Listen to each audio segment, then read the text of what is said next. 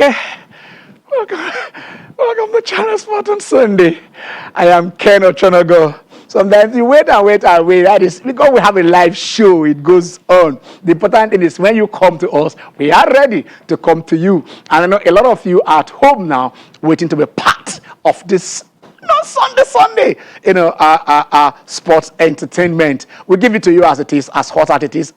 Brutally frank. We don't go out there. We have a mission, but by being here, Nigerian sports. How best it could be, told, and then that is the thing. We don't have any agenda. Our agenda is Nigerian sports, and some persons might not be too comfortable with the things we say, and others might believe that probably we're kind of massaging their ego, but we say it as it is. When you do well here on Channel Sport on Sunday, we'll celebrate you. When things are not going well, we say, hey, guy, can we do it this other way? We criticize, but we do it positively. We do it constructively. We do it with an aim to achieve, that which is what we set out to be the best sporting nation in the world. Nigeria can do that. We have the talent. We have the resources. We have the people. Do we have the organization? Do we have the administration? Do we have the management? Those are questions we should ask. But I want to start by giving you the tips of what we want to talk about today. It was, how do I say it? Someone said, if you don't have the heart, then please don't try to be a coach. Enyimba took us up there, and they were within seconds of being eliminated. But then that last-minute goal, almost the last kick of the match goal, sent them into the quarterfinals of the CAF Confederations Cup. So right now, they are built to play against the pyramids. Yes, the pyramids. When you look at Egypt, what you remember by Egypt are either the pharaohs, the mummies, or the pyramids. So they are playing the pyramids of Egypt, and then we shall try and give you the details and see if we can also let you know the other 8 teams that are part of the quarterfinals of this year's event. So we'll move from there, and then we'll come back because the same Enyimba too. They have about 3 or 4 matches, outstanding, from the first stanza. Also, Rangers have theirs reversed. Some of those that, were in the continent. So one of those matches will be played today. When they travel, just move from Aba to Port Harcourt. If you're in that area, they call Port Harcourt-Aba Road, which means there is a road that links both cities. So anybody will be traveling right there to Port Harcourt, and then it will be a duel with Rivers United. That match will come up today. Not too palatable news still coming out from the southwest, because Sunshine Stars, something is not too good with that team. We shall look at it and see if something could be done before May the 9th, when the second stanza of the MPFL kicks off. So we're going to look at a lot of things concerning sports. We're going to look at boxing. We're going to look at football. We're going to look at the Olympics. And I tell you this, we're going to look at association sports, because a lot is happening. The minister just dissolved the 31. I don't know if we have 31 or 32 sport federation, because there is one, who say 31 federation that he dissolved. I think there is one that was not dissolved. I don't know why that wasn't dissolved. So we look at it, and also look at our chances of going to the Olympics, via qualifications, in each of the various events that will be taking place right there in Tokyo. Of course, it is still Tokyo 2020, like we say, in 2021. We'll go international. The boxing, Chisora, the guy said, I want to walk in second, and then he ended up finishing second. That is what you asked for. It is not the razzmatazz that matters. It is not the showbiz before the show. It is what you do in ring. It is what you achieve there that matters. And I tell you, when it came to Derek Chisora, yes, Joseph Parker said, I am one up. He's still complaining that, of course, it was a split decision, but he didn't go his way in his hometown, in his own ring, before his own people. And that is what it means when that confidence, is not there. You've been thinking about how to knock somebody out, not whether the person is going to come into the ring before you or you want to come after. But this today, we want to start charity from abroad, actually. We're actually going to start from Spain. Because I don't know, someone says sometimes a bridge becomes too far. when you think it is within touching distance, and the more you want to touch it, it is you look at it is drifting, away from you. I hope this has not drifted too far from the Catalans, because I have the Catalan in the house, and I want to start with him. Theophilus Agbonlao, Theo. Good afternoon. Don't cry for me, Barcelona. It's not Argentina anymore. Good afternoon, viewers. It's good to be on the program again. Ronald Koeman says Barca needs 5 wins to win the La Liga. 5 wins and they have the title. But with the showing they put up against Granada at the Camp Nou last week, I don't think Barcelona can go on to win 5 games. We saw Atletico Madrid basically scraping and doing what champions need to do to win trophies by going on the way, winning that game by 1 goal. They were surviving the late penalty scare. That was Real Madrid as well going on to win their own game. Karim Benzema in red hot form. But with Barca, it's just been a lot of ups and downs for a team that a lot of people believe that this season would have gone on to do well, But with top signings not really showing their full potential. I was talking about Dembele, Coutinho, and of course Antoine Griezmann, who later just started picking up not too long ago. The club has faltered at several points in the season.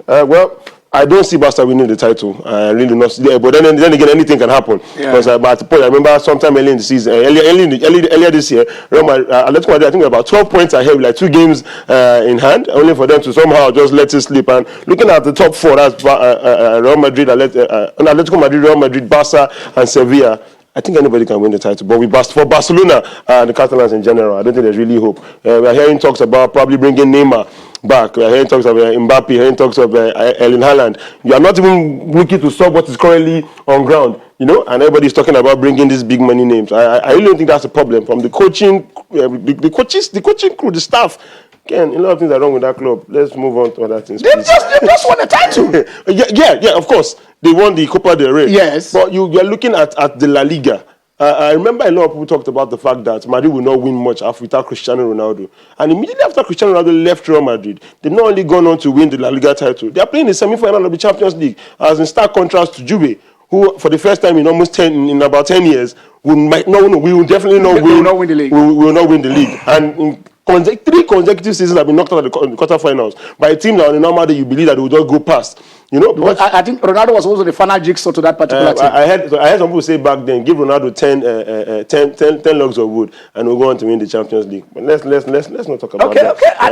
Okay. You see, I like it when Yemi smiles, before he comes on stage. Yemi, but let me start from something I want you to talk about. Manchester United takes on Liverpool today. A loss for Manchester United means Manchester City will become the champions of England. The third league title in 4 years for Pep Guardiola. A good one for Manchester City. Good afternoon, viewers, and it's good to be back on set. A good one for Manchester City and Pep Guardiola.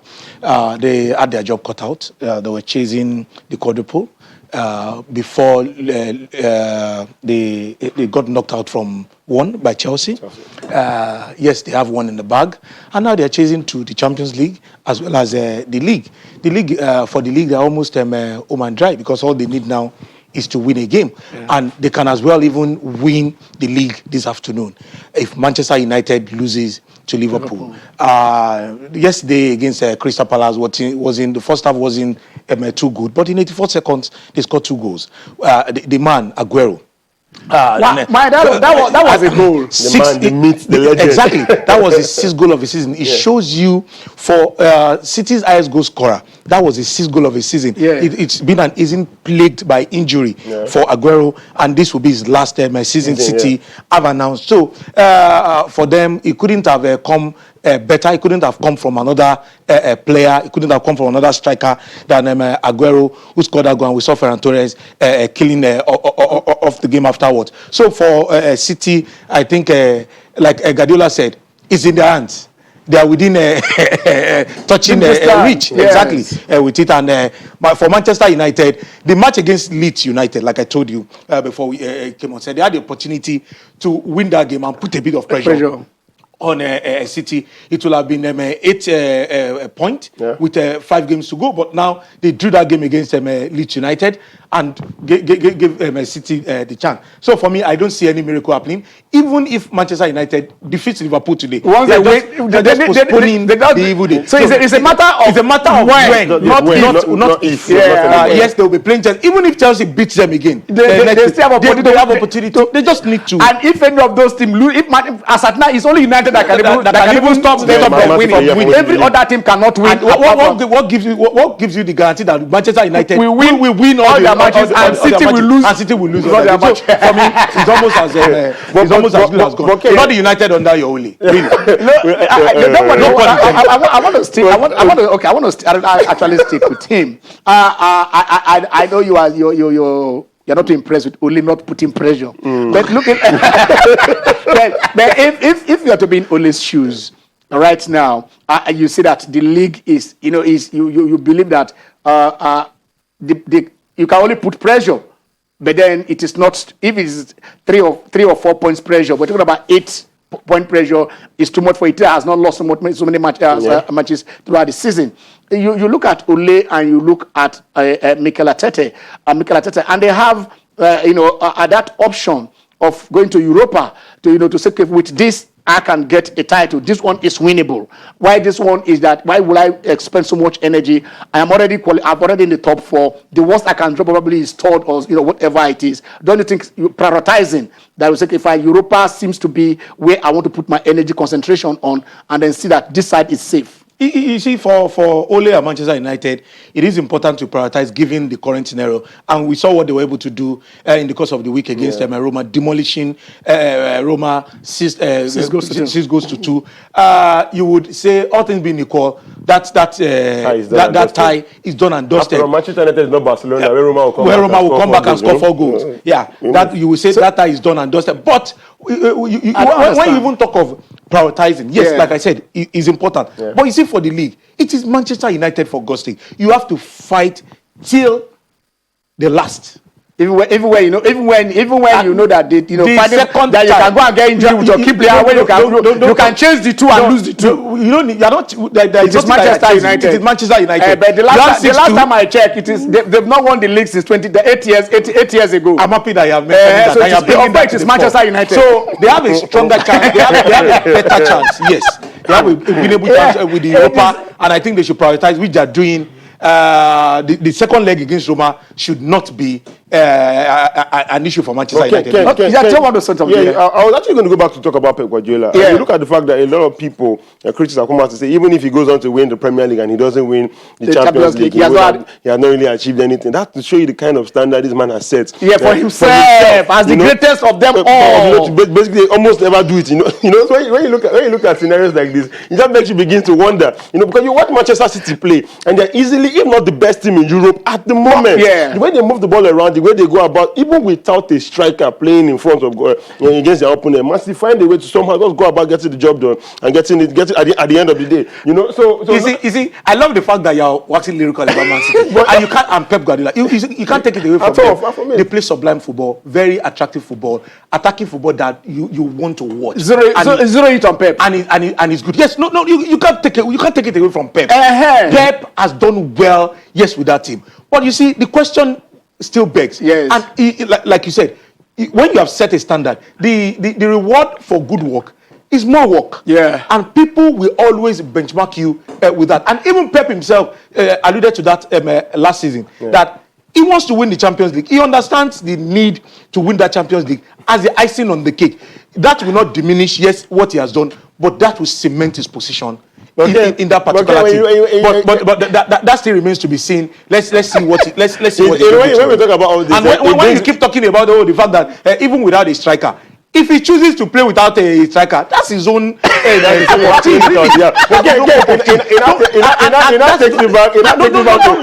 The issue of they don't have a striker. Whichever formation the coach decides to play, you take the result, or you take the slack. You have said it all. I mean, he has benchmarked himself to such a way that say this is where he is. No doubt about that. You understand? La Liga, 3 league titles, right? Yeah. Bundesliga, 3 league titles, right? Yeah. England, EPL, 3 league titles. And it's closing on his 4th. He's closing on his 3rd now. On his 3rd, which means he has won 9 big ones. Yeah. You understand? You know, if he wins 3 now, if he wins 3 league titles, he has won the same league title as Arsene Wenger. He has won the same league titles as Jose Mourinho. You understand? Wenger was there for 5 years. And we said nobody is disputing that. No. These teams that you have mentioned that he has won the league title. Also, Zidane has won the Champions League back to back to back. So what are we talking about? We're talking about coaches and achievement. And you can't take that away from me. Yeah. But these clubs that he has won the league titles yes. with, they are traditional clubs with how do I put it, rich history of winning league titles. Okay. So what are we talking about? So I'm not without diminishing Pep's achievement. Yes. Please don't come here and make it look like. I remember. Pep is the next big thing after jollof rice. Is it Nigerian or Ghanaian jollof rice? Nigerian jollof rice.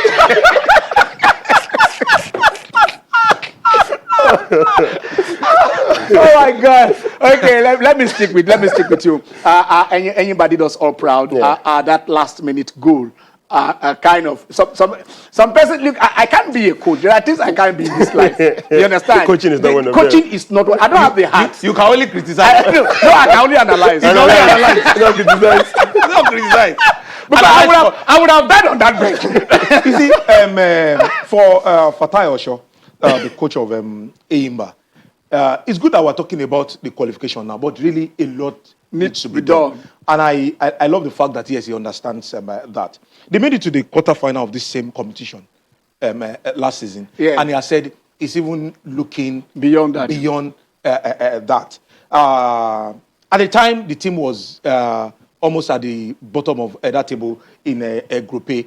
On Wednesday, when they were playing Orlando Pirates, we all knew that it was either you're going for an outright win or we're being eliminated. It took a stunning 95th minute goal. 95th minute goal from Cyril Olisama for Enyimba to not just qualify, even top that particular group. I needed to listen to the coach of Orlando Pirates, who said the attitude of Enyimba, their resilience was what gave them that particular. He made 6 changes in that to that particular team that played Orlando Pirates. Yes, now they are in the quarterfinals, and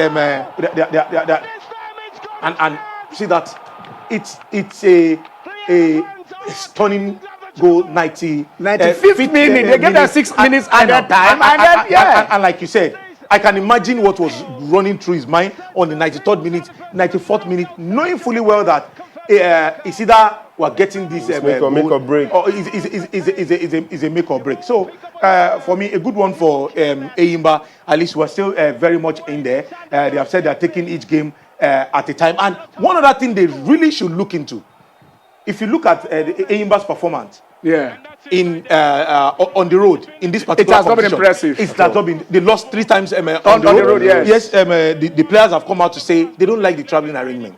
Whenever they travel, the traveling arrangement is always very cumbersome. By the time that's your man, and that's Fatai Osho. By the time they get there, they are fatigued, exhausted. They don't play well, and that the state government is doing with that last game. Not this one. They traveled using a chartered flight, and they played better. So I think a lot of attention should be paid to the logistics of getting the team, especially this is now one home and away. Of course. And then the more the higher they go, the money that is going to come in. Exactly. The cash reward. Yes. Okay, we still have a little thing to talk about their fixture congestion even here. Their fixture congestion, all right, because like today now they'll be taking on giving consideration. The first game against Pyramid will be on the 26th. We discussed it here. We're talking about Manchester City. Manchester City has been playing Carabao Cup. Manchester have been playing the Champions League. But they played all their games. They played 34 matches. It is even that other team want to play. What is the depth of that squad? Those are the things you should consider. No, under what condition? No, we just spoke about logistics now. Logistics when you are traveling away. When Enyimba were playing home, you still them ask them not to play that match. That is what we're talking about. You see, let's face this fact. You are playing home. So you think they're giving them undue advantage? What I mean is that it's not. Now you're talking about congestion. Now they have to clear this up. We have 7 days on the night when the second stanza is going to start, and they need these games to remain sharp. Really? Exactly. So for me, let them play their game, juggle it in such a way that yes, the players are not fatigued before that game. But I think they shall be level playing. We thank God that at least they qualified, and then also one of the outstanding matches we played today against Rivers United, that will be taking place at Adokia Mizemeka Stadium. So that's close by to. I mean, it's, of course now. You know, those are the quarterfinals results and pairings. You know. And we still have quite a couple of tough teams here. Etwasini is still there. Yes. And everything is ready for the favorite, Raja Casablanca. So if Enyimba gets past the ordeal of Pyramid, they are going to the same Pirate again. Is it a Pirate or Raja? Or Raja? Okay. All right. We want to go on a very short break, and when we'll come back, Channel Sport on Sunday continues. You hear from us. We'll open the lines.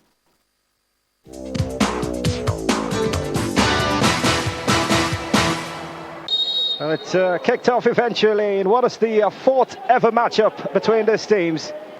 Appear to Adebayo, but here's Ayo Iwala. Good chest down. Curran with a cross into the near post. The header comes. Saka lets it fly. Oh, it's the crossbar. And it's danger for them. That free kick right there by Pule, quite a distance. They what now, 26, 25 yards?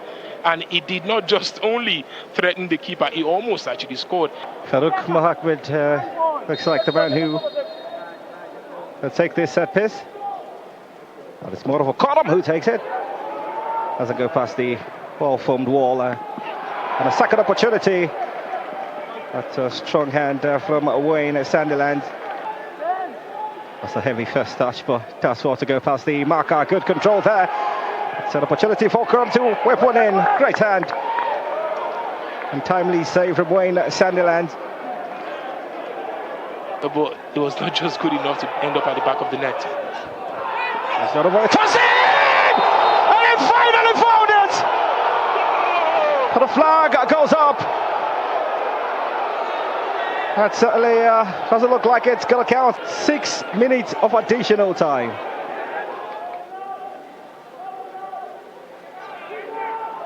Stanley Curran. Here's in the cross. The goalkeeper comes off his line. Referee plays it down. Iwala with the control. Whips it back in. A tapping is required. And Enyimba get the goal! And this time it's going to stand! The Elephants are kings of the jungle! Cyril Olisema from Akwa United to Enyimba. And this will be that goal that sends the People's Elephant to the knockout stage of the CAF Confederation Cup. It's not over, but it has the taste. He won't pick up a yellow, but he would care less.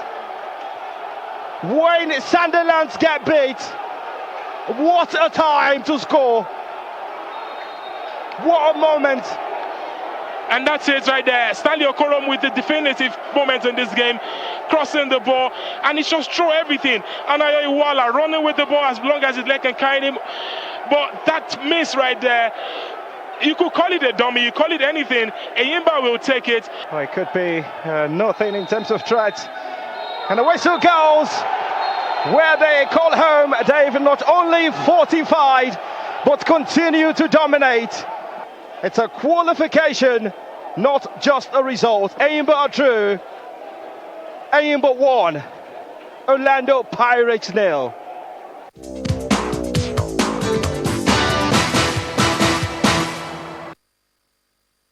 Okay, you're welcome back. It is the Channel Sport on Sunday, and we are still talking the league. Yemi, we're talking about Enyimba, we're talking about Rivers United, and we're talking about all the teams. But then we shall also talk about Sunshine Stars of Akure.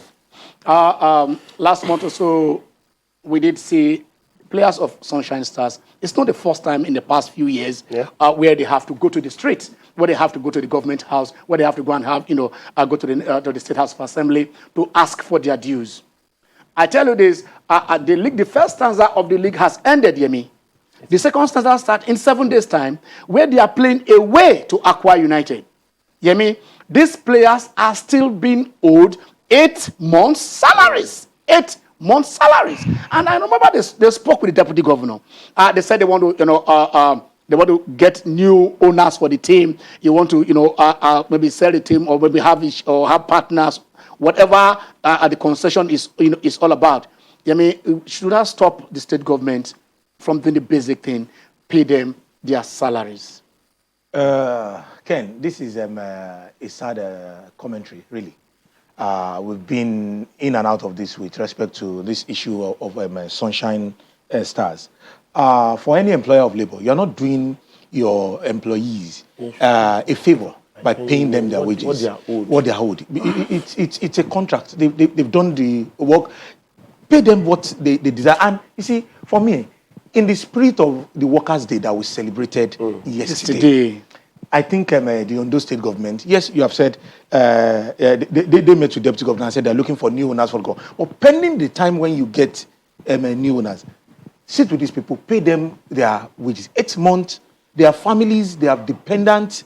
How do you even want them to? The second stand of the season is resuming in 9 days' time, and they're supposed to play away to Aqua United. Aqua United. How do you really want them to go and play on empty stomach? Yes. How do they train? How do they train? They're not sitting on the desk. They are training physically. They need to eat. They need to get the balance diet in the right frame of mind, emotionally, in order to deliver. So you see, let's call it spade. Ondo State government, please pay these people their money, really. Even if it is 50%, pay them 4 months so that they can at least. Then later on, you can now maybe in the next before the end of the season, every 2 months you clear the backlog. And this is football we're talking about. I remember sometime 2008 when Chelsea went on to defeat Manchester United in Champions League final. You see, where club owners actually give players incentives. That's the fact that they're still paying them their wages or giving them their salaries. We are trying to motivate these guys to do well. You see, we understand that it's the pandemic has actually, a lot of things have we get that depleted the revenue for the state. They were even struggling before before COVID. Yes, they are struggling, but they should know that this is also impacting the players. Exactly. Oh. This is their source of livelihood. We don't talk politics on this set. You understand? But we do know that every state gets their allocation. And part of that allocation is for you to pay salaries. You have other responsibilities. Yeah. But the basic, because these people that you are employed, they need to eat, they need to take care of their family, they are the breadwinners of their families, they need to be given the basics. We're discussing with Sandu Lise here, and when he was talking about Tijani Babangida, Tijani says, look, sometimes when he doesn't feel like playing, maybe he's injured, Sunday we say, go and play. We have people at home that want to send money to. And then if you don't play, you will not get a winning bonus. Yes. Ajax at that time, I think it was $10,000 for winning the Champions League. If winning bonus, about $5,000 for their home. So if you don't play, you collect your weekly wages, but you won't collect that money. And then Tijani said this will make him to get up to play because they have responsibilities. They turn to accountants. They will write it down. How much this? Who will take this? Their school fees for this, medical bills for all the people who are dependent on them. The same thing. These are men. A lot of them are the age of 20, 30 breadwinners of the family. Will they now, after playing football, go and beg their mothers or uncles to feed them and feed their wives and pay their rent and transport fare to train and back? 8 months. 8 months salaries. I think the governor, and then because that is why we are saying this. It is not a must that state government must run football clubs. It's not a must. But then this is our obligation. And then thank God you say they want to divest their interest, which is okay. But within that period, the basic they could do is to pay them their salaries. 8 months salaries. That is almost a year. And these guys are still playing football. Okay. Let's move away a little bit from that, because what we're talking about here, Kamaru Usman. Masvidal. My guy, how much did that guy earn? 1.5 million. $1.5 million. 1.1 million pounds. 1.1 million pounds. 1.1. Okay. Did you see that right hand? I wish I was much younger. Guys, you guys can join us. You can join us now because this is what we're talking about here. When we say government, get away, leave this sport for private owners to do. UFC, you understand? UFC 261. Kamoru Usman, they've just told us here. You had Yemi, you have Atio. The guy earned 1.5 million. Yemi, can you break it down for us? Yes. For showing up. For showing up, yes. $750,000. $750,000. You press your calculator. Go on. $60,000. Yes. For sponsorship bonus. Yes. $50,000. Yes. That's the POTN bonus. Yes. And the pay-per-view bonus. PPV. $640,000. Ken. Yes. If I even if I have 300 dependents, this kind of money. Is it?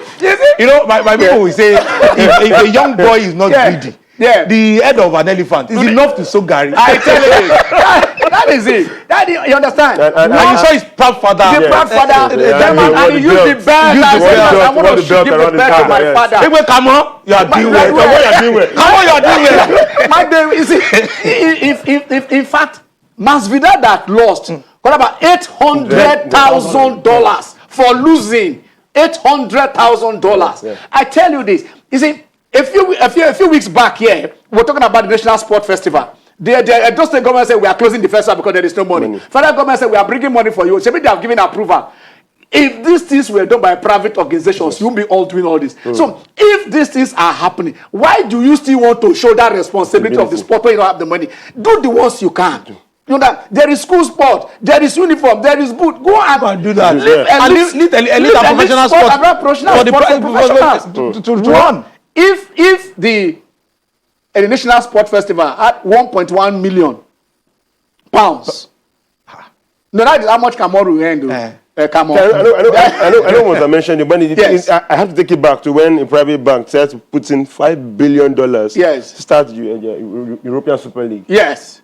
Now, they understand how much revenue they can generate. Absolutely. So they know that's why the club couldn't even turn it down. Because for participating alone. You're getting $350 million.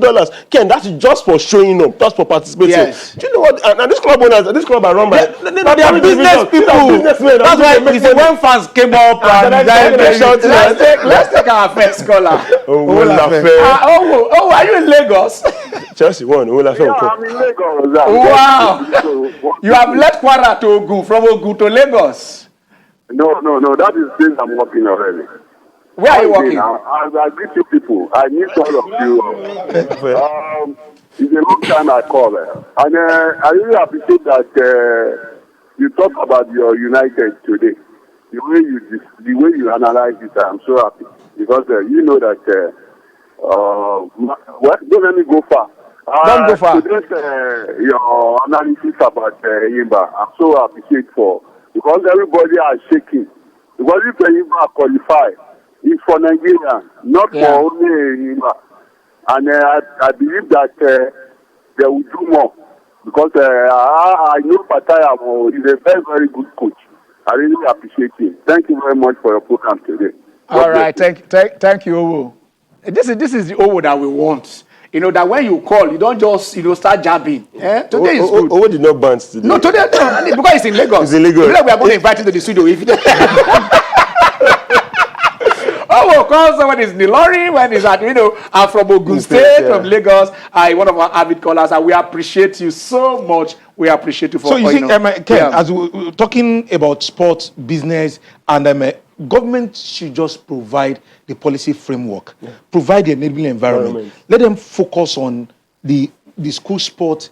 That's the carousel that provides this athletes for the elite sport, and let the elite sport be run by professionals. Imagine if UFC were a government agency. Who will give this kind of money?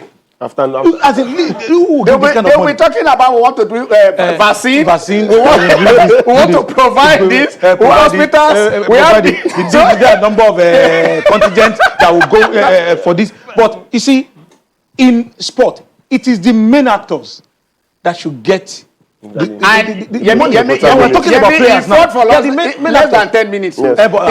But he's been training for how long? Forget training. Even when you walk, you don't train. You don't walk at all. Are you enter into the octagon to do what they are doing? To do what they are doing.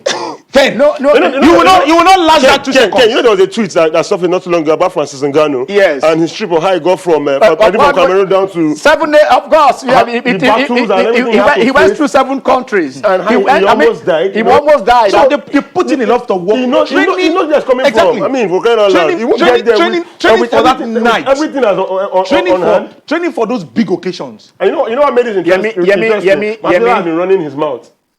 You know, like I always say, we still see sports in this part of the world as a tool of propaganda. Yeah. Until we begin to see it for what as it is. Business. As business. That is part of it. So sometimes this is one of the biggest industries in the world. But sometimes those who lay the rules, sometimes are also those who violate it, are also those who infringe on it. Those who say this is okay. Let's take our next caller. Is calling from Akwa Ibom. Hello, Babalola. Good afternoon, sir. Good afternoon. Yes, I like what I'm seeing now. As I just want to talk about how we can be able to win this elusive, not elusive again anyway. Okay. This Champions League, we are a country that should be able to be winning it back to back. But if we got it right at home, I think that's the help matter. But our domestic league is sponsorship is what we need to look into. So if all these big companies can come and rally around them, I don't see us losing Champions League every year. At least we are not winning it on a yearly basis. The period in between is not too far for a big country like Nigeria, a soccer-loving nation. I even like winning Champions League during the Enyimba era of old days. Yeah. So yes, we have not even won anything. We are struggling with CAF Cup now. With CAF Champions League, the Europa of Africa. So that shouldn't be our priority.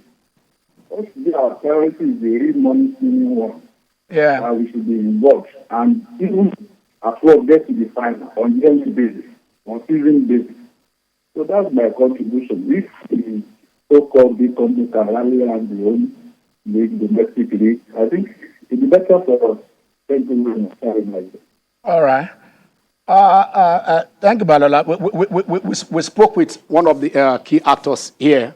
That was 2 weeks ago, and he told us that the clubs, the FA, the state FAs, are the one that pay the match referees on behalf of LMC. You understand? That this, they would pay the hotel bills, pay their whatever it is, and it's okay, fine. And when they have money, they will reimburse them. So I mean, under the circumstances, you want to make sure this people don't even get in touch with the team. Yeah. You don't want so that they cannot be influenced. You understand? You remember the Barcelona versus Chelsea game when they said maybe Pep and what is the name of that referee? I can't remember his name. Obrego was the one that was that was the second one. Okay. The match that was played at Camp Nou. You know, when they said he had contact, they have to go through the CCTV. Yes, the footages. You see, at times when you hear some things, like people say on the street now, nothing. All right, Uche is on the line. Hello, Uche. Hello, good afternoon, Ken. Good afternoon. Good afternoon, gentlemen. Good afternoon. While I find your discussions today quite exciting, there's a matter that Ken seems to have swept under the carpet. And I want that matter to be brought back to daylight. Some weeks ago, there was an allegation about our National League. The question about matches that appear to have been reached. Up till now, you have not given us a list. You need to see a list of those matches. You also need to see the names of the referees who handle these matches for 2 reasons. You know, it could be money, inducement, that could make somebody do what is not supposed to do. But we also know that there are what we call primordial attachments. You want to see the list, you want to see the list of the referees that handle these matches. I'm saying this because we are all happy now. Our league, Premier League, is thriving. It took a lot of work from you people and a lot of criticism from you guys and those handling the league to sanitize it so that I will no longer hear about referees there.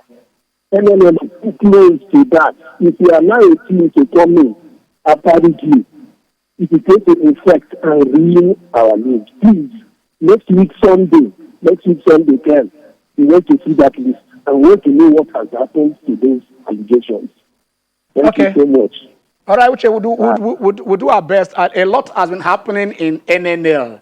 A lot has been happening. And I remember the case you're talking about here, where the guy called and he was caught on tape. So, and it was reported, and the case was, been trashed out. There is also the case of the private club owners that said they were at the raw end of the stick when it comes to officiating. That their palliative from FIFA had not been given to them. And recently there was the case of live streaming of Van Dressa FC and the NNL. The NNL giving Van Dressa FC the approval to live stream home and away. And then at a point it's like, okay, the clubs are now, if you will now come to away, they will say no, you will pay. Will let us negotiate how much you are going to pay, pay to us. And we said it here that if you are giving if you give Van Dressa that blanket, it's okay, fine, you can live stream home and away. Also give the same to every other club. So there's no need, if I live stream at your home, you live stream at my home. So there's no need for me to say I want to let us negotiate how much I want to pay you or how much you want to pay. All right, we are still in Lagos. We have Mark calling today. Lagos is doing well. Hello, Mark. Good afternoon, sir. Good afternoon. Okay, my name is Mark. I want to chip in something about the argument about if Man U should just forget about the league. You see, when you finish in the league this season, the difference between you and the champion has so much role to play what will happen in the next season. Before Alex Ferguson surrendered the league and left the EPL in 2013, so many clubs have been catching up with him. In fact, in 2012, Alex Ferguson lost the league by goal difference to Manchester City. Yeah. In 2011, he won the league. And won the league. Manchester City was 71 points in Chelsea. Chelsea was second in terms of goal difference. So what is the point? At the end of the season, every club hierarchy will come together. Look at where you finish. This when you, as we are talking today, Manchester City is 30 points. Manchester United is 77 points. That is 13 point difference. When you have to play Liverpool this afternoon, if when you beat Liverpool, it goes back to 10 point difference. This when you continue like that, when you are left there, when probably everybody will expect Chelsea to beat Man City, it goes down to 7 points. At the end of the day, Manchester United highlights will come together. Say, okay, we finish this league. We lost the league by only 6 points, only 5 points. Let us close the gap and win the league. That is the point I'm trying to make. But if you lose the league by a huge point, like 15 points, 20 points, just like you see what happened last season. When you lost the league, Liverpool won the league, but the point difference between Liverpool and the Man U was so much weak. You see, so yes, when you finish the league, and let them continue to play. They shouldn't just say, no, we have lost it. Let them play and get the maximum point. Maybe they can lose the league by only 5 or 4. Then, get Haaland, get another defender, and win the league next season. Who said they will not want to win the league? Thank you. Okay, thank you, Mark. I like you trying to get Haaland, they couldn't. But the truth is, Mark, you don't carry over the point of this season to the next season. The next season, you start on a clean slate. I think what he's trying to make is that, you see, and like I said, don't give up until the last minute. Yes. Fight to the last. Do not if you see that if there are chances to close the gap, so that by the end of the day, we'll have by 5 points. We'll have by 5 points. We'll have by 7 points. Oh, these are the areas where we have fought and we can improve on it. Not like last season where teams across Europe almost won the league midway. When we were in school, they taught us economics. There's what we call scale of preference. You understand? And then you have an opportunity because you have to forego some. Because the things you want are much. And then the resources that you have are not, they are limited. So you have to see, where do I prioritize? What do you arrange your scale of preference to know what you want to do. And I was talking about the issue that you don't carry up. I agree with that. Most times, you build up and then build up at momentum. But then remember that when Leicester won the league in 2012 or so, was it 2016? When they won the league? When Leicester won the league. The year before, they were almost going on relegation. They were set on relegation. They came on to win. So it's not automatic that, look, at a point, Liverpool was second, Arsenal was second. You see, it doesn't, because the next year... Don't even talk about Arsenal, at least. Liverpool, they were second. Okay, there is no problem. Okay, you have to look at the fact that Liverpool are looking to maintain, at least fight for the Champions League. Absolutely. They are fighting for Champions League. United feel comfortable. They focus on Europa. Now, it will be painful if the fact, yes, you are trying to fight for something, and then Man, you go into this game and lose 1 or 2 key players due to injuries, and then Mourinho did the same thing. Mourinho did the same thing in the year he won the Europa. He prioritized. He was losing. He was losing the league. I said, look, this is where I'm going to. I don't want to waste whatever. Even when Chelsea won the Champions League, give credit to Mourinho. No, I said that is what he did. Mourinho might not be getting. I don't believe. No, the pundit. I'm talking about the pundit now. Okay, not the coach. Okay, we are going to Abuja. We have a Noel on the line. Hello, Noel. How are you doing? How is everybody in the studio? We are fine, Noel. I love your voice. Thank you very much.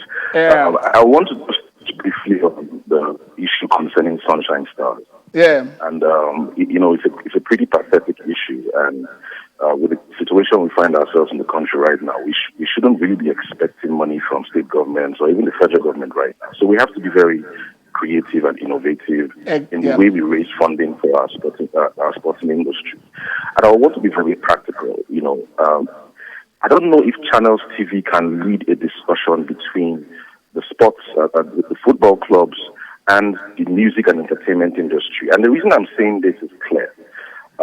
Nigeria's music and entertainment industry has put Nigeria consistently on the map for a very long time. And we have created brands and brand ambassadors that, if we tie their influence and their brands to the individual clubs, and I'll get very practical in a second, if we tie their influence to the individual clubs, you will find a lot of global attention to each and every club, and you will find that the earning capacity of each club will increase. And I'll give you an example.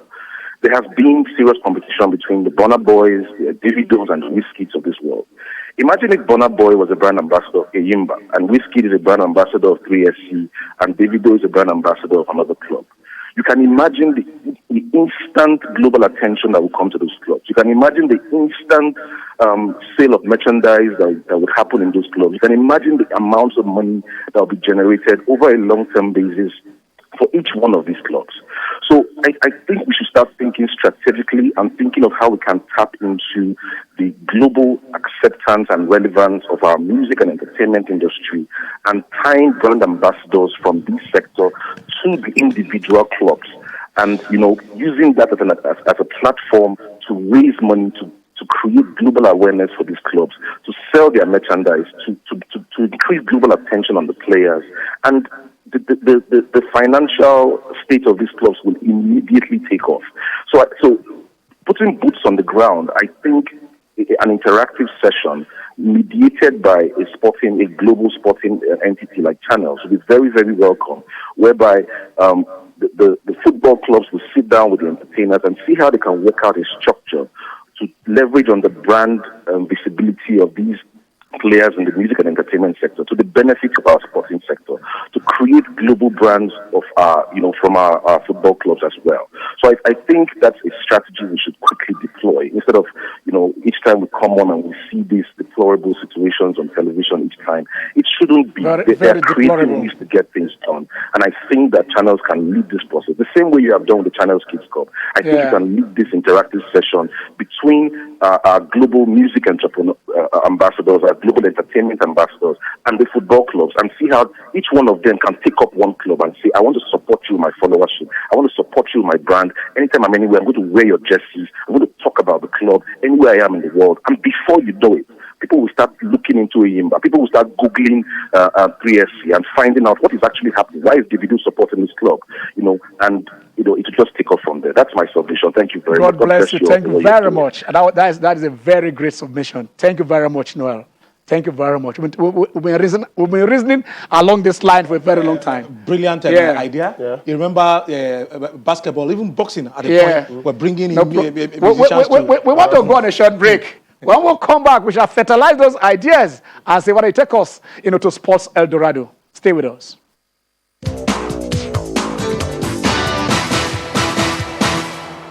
Okay, welcome back. Jimmy is in the house. Kato. Yeah. Ever a pleasure to be here. Ken, you were particular about that from one clip, and I see that you probably are excited about what looks to be a promising season. Maybe you'll be having someone bust the party of Lewis Hamilton, or maybe even Verstappen that a lot of us had talked about. Bottas coming on pole, I think it's something that makes it a lot more interesting rather than you have Lewis Hamilton do it again.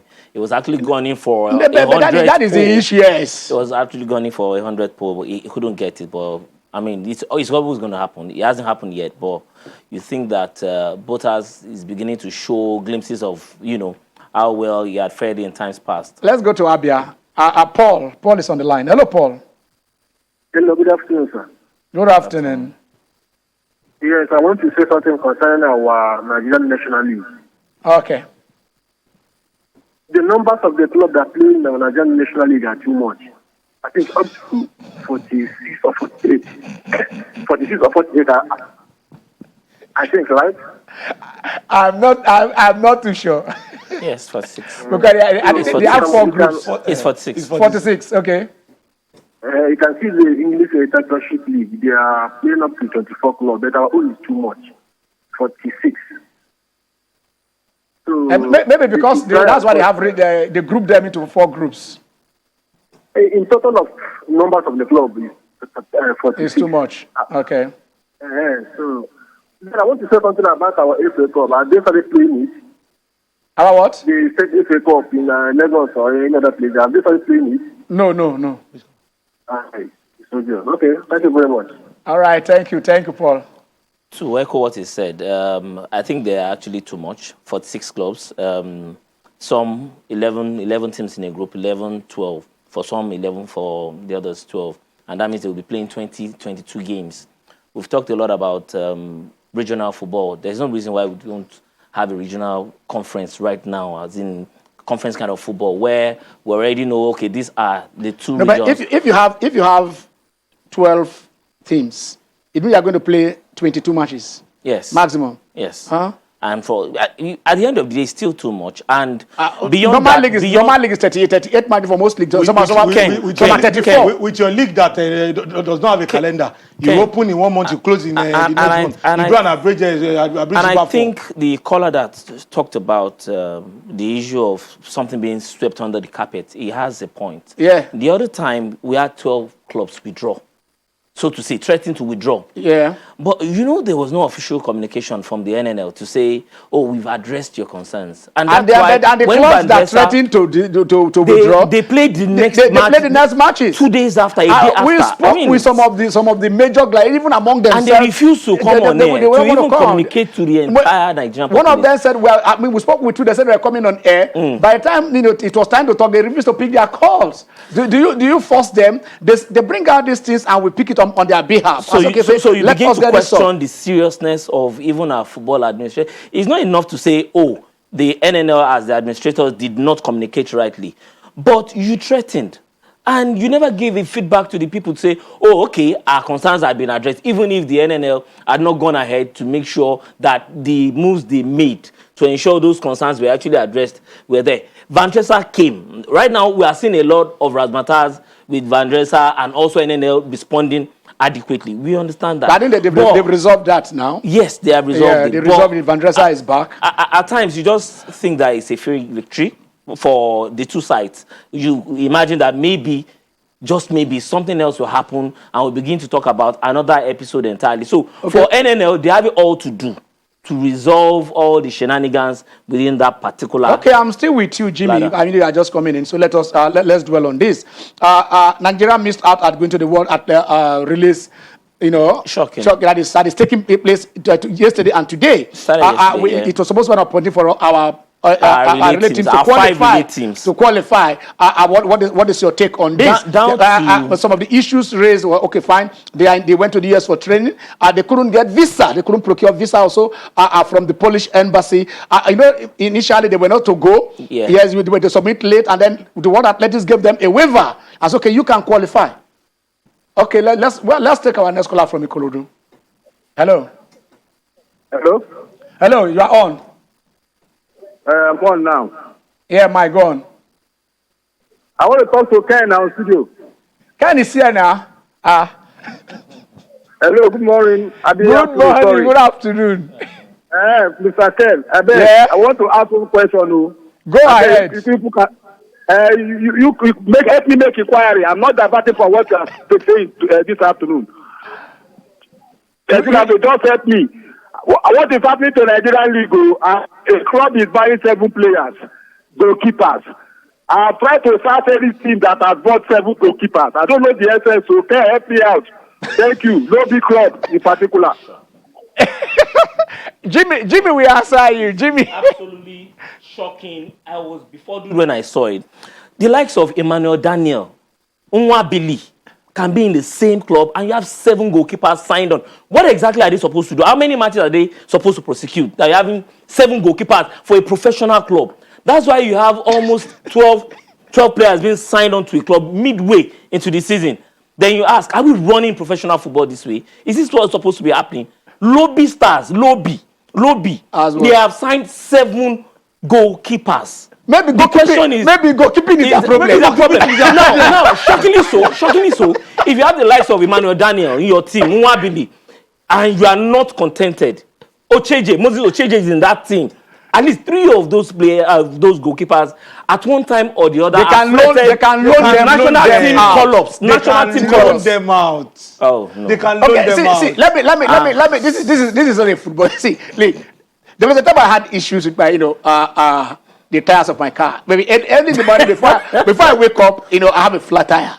And this young niece just said, Uncle Ken, what's the problem? I said, my car has no problem. It's just the tires.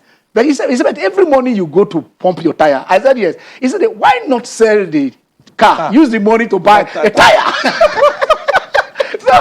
So this guy's car, I mean, if they can loan those goalkeepers out. At a point, Chelsea was about 52, 53 players on loan. So they can do that. But I think it points, I understand what you're talking about. I don't understand how a team can have 7 goalkeepers. I think it's a little bit absurd. But then we'll reach out to Lobby and find out how. Maybe some of those goalkeepers came from the youth team. I don't know. I'm telling you, the likes of they signed them from other clubs. These are goalkeepers that at one time or the other did they sign them from other clubs? Chanigus or flirted with did they sign them from other clubs? Maybe they want to convert them to outfield players. Okay, Jimmy. Okay, we're talking about before the caller did call in. We're talking about the sports ministry.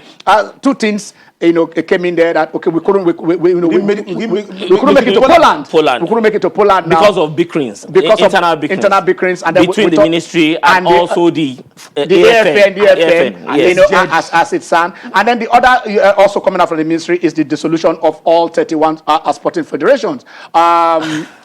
and the setup of the caretaker committee. In one hand, I see it as semantic because it's like almost all the federations, the people they reappointed as a caretaker committees are still the chairman and the secretary of each then. Okay, only seven. I saw Igali is by there. I think volleyball. No, they were more than seven. Actually, all of the likes of Onyerinde, Tikon, Igali, volleyball, they all came back as caretaker. Now, Ken, what's more shocking to me is the fact that at this point in time, we are talking about Olympic cycle. We understand what happened with what happened with the pandemic. All right, I think we have another caller on the line. Okay. All right, let's take this. Let's listen to them. The caretaker committees will work assiduously towards enhancing Team Nigeria participation at the Games. The ministry, in partnership with the NOC, will release in due course the timetable for the elections into the National Sports Federation's boards. Having consulted with the Nigeria Olympic Committee, the ministry has concluded to organize elections into the federations using the Code of Governance, which is the administrative machinery that regulates the governance of sports federations in Nigeria.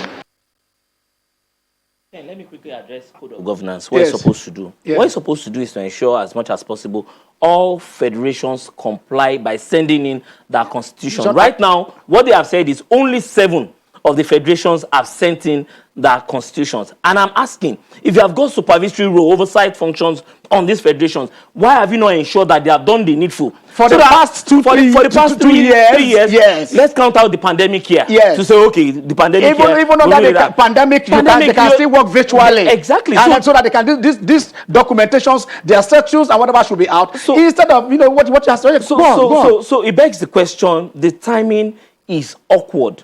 3 months to Olympics, you are now setting up a caretaker committee. Yes, we know that the 3 of them, whichever ones are the 3 members of that committee, they're actually people that have been working with the board, working with the NOC and with the ministry. It doesn't really matter. But at the end of the day, we talk about the timing. They were inaugurated in June 2017. I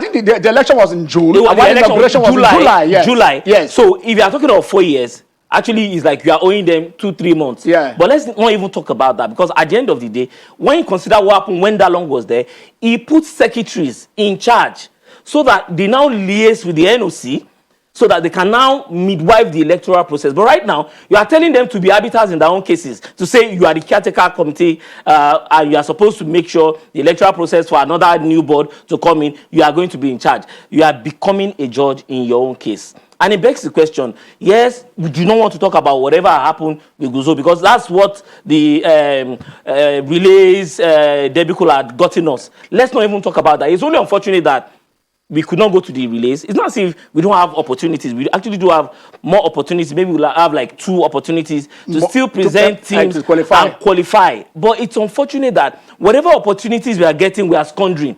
Why do you divert? It's because of the big thing. Anyway, why do you divert athletes away from? They were not. The issue is that they never registered. They never registered. So that, the issue that it is looking as if they were that it was a diversion.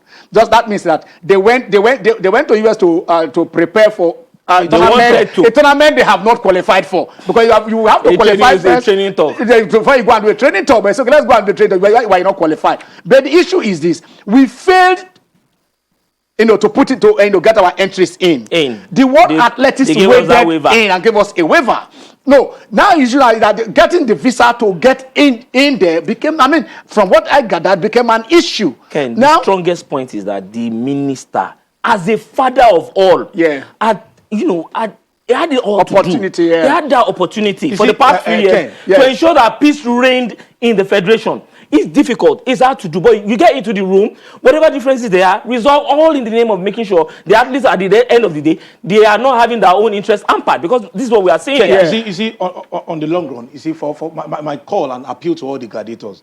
Would be gladiators. To do everything that is in the interest of Nigerian sport and not for any personal aggrandizement. Yeah. That's where we put it. Because we've seen this cycle over and over again. And again, here we are again talking about them the same thing. All right, we need to go now. Jimmy has been here trashed that, and also Yemi has also done that. We're supposed to talk about the social media, boycott by a lot of teams, especially in England, the EPL, the FA, and also some stars like Lionel Messi, who came up from his Instagram. He shared and said, "Look, I have 200 million followers, but I will expect, and instead of celebrating it, I will expect you 200 million to help me in making sure sanity reigns. That when people abuse people online, let us put a name and a personality behind those ones." Also, good note for him. His boot was auctioned, and that boot was auctioned for how much? 170. The boot he used in scoring the goal for him, to make that to open Pele. December 22nd. Yes, was auctioned for $173,000. One boot. And I tell you this. One boot. Yes, one boot. A pair of boots. That he had already won. Yes, $173,000. So, and then the Olympics is 81 days away. So, when we're talking about dissolution of it, this is where we go. I have to go down. I'm Ken Ochonogo. Have a blessed Sunday.